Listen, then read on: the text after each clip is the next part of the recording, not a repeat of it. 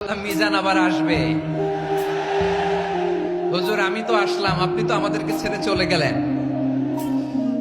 আল্লাহু আকবার, আল্লাহু আকবার, আল্লাহু আকবার।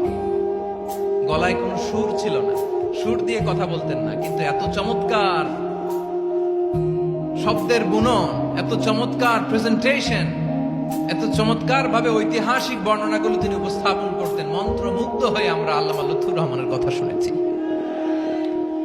আমরা হযরতুল আল্লাম লুৎফুর রহমান রাহিমাহুল্লাহর জন্য এই বিশাল ময়দান থেকে দোয়া করছি, আল্লাহ তাআলা তুমি তোমার এই খাদেমকে জান্নাতের মেহমান হিসেবে কবুল করে নাও।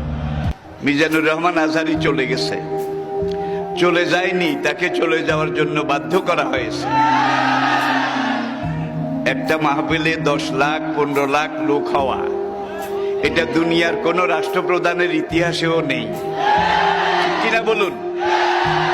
আর একজন রাষ্ট্রপ্রধান যখন কোনো এলাকায় যায়, সেখানে রিজার্ভ গাড়ি দেওয়া হয়, জায়গা জায়গা থেকে গাড়ি প্রেরণ করা হয়, সার্ভ করা হয়, তাদেরকে ভাড়া দেওয়া হয়, খানা দেওয়া হয়, গরু জবাই করে একেবারে মোরগ মুসাল্লাম বিরিয়ানি এগুলো দেওয়া হয়। তারপরে যাওয়ার সময় আবার কিছু নগদ হাদিয়াও দেওয়া হয়।